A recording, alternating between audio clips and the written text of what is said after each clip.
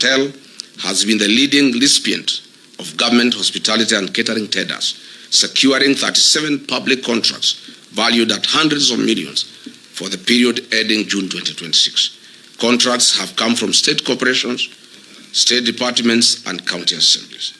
It is clear that William Ruto is in competition with local entrepreneurs, where he flexes his executive powers and gives priority registration that enriches himself and his cronies at the expense of other hardworking Kenyans. I want to bring to the attention of the people of Kenya some of the biggest scandals that we have witnessed in the last 4 years. In the current financial year, State House budget has grown from Kenya shillings 8 billion to 18 billion Kenya shillings, an increment of over 10 billion Kenya shillings. These are the funds that are used to bribe the people of Kenya. And lately, sheikhs, private security officers, village elders, teachers, chiefs, etc. Under the e-Citizen, a special audit report by the Office of the Auditor General exposed major financial and governance weaknesses, noting that over Kenya shillings 11 billion in collections lacking clear documentation or routed through non-designated accounts alongside irregular payments to private entities. The functionless chief system was procured at a cost of 104 billion Kenya shillings, and an independent assessment of this system shows that it is worth 800 million, leaving theft and plunder of public resources of 103 billion Kenya shillings.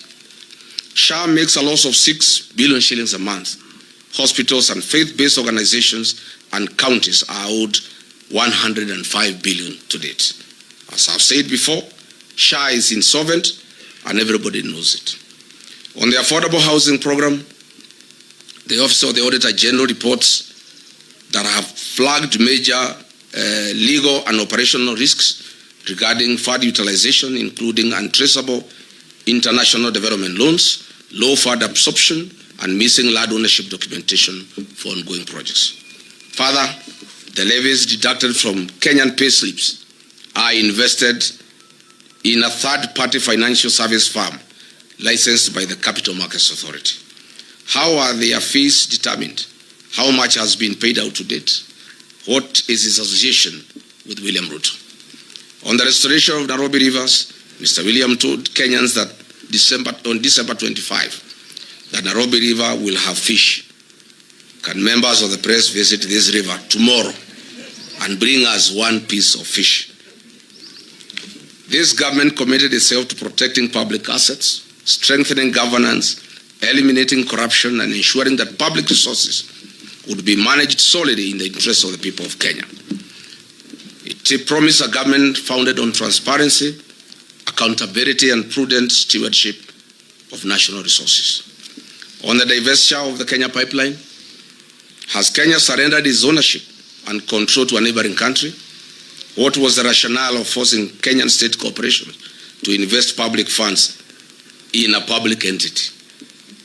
Who is the mysterious lead transaction advisor, stroke investment banker that was the face of the IPO? How did he acquire his Kenyan citizenship, and whose interest does he represent? Mr. William Ruto and Senator Aaron Cheriot must come clear on their relationship with this mysterious dual citizen investment banker. On the sale of government's equity stake in Safaricom to Vodacom at 204 billion Kenya shillings, it was a rip-off.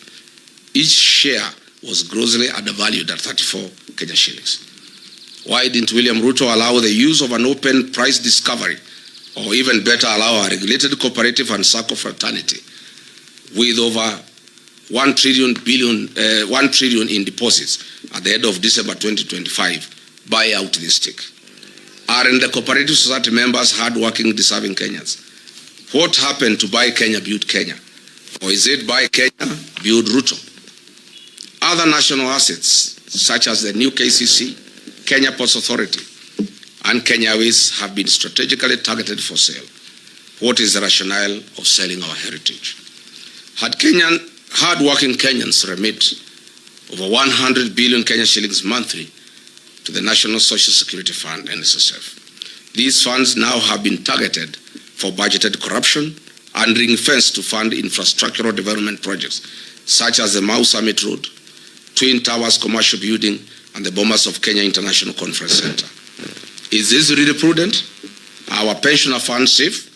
What is the role of the mysterious dual citizen investment banker in structuring the fund management contracts issued by NSSF? The Communication Authority of Kenya, Universal Service Fund, has recently approved the transfer of 45 billion Kenya shillings to the National Intelligence Service, allegedly for the procurement of an ICT system whose market value is only 2.5 billion. This approval was given by the then chairperson of the Communications Authority in the hope that her business loan would be repaid from the proceeds. As explained earlier, China Road and Bridge Company, CRBC from China, is the major conveyor of corruption in Kenya and is the recipient of projects worth 1.2 trillion, namely the Naivasha, Malaba, SGR,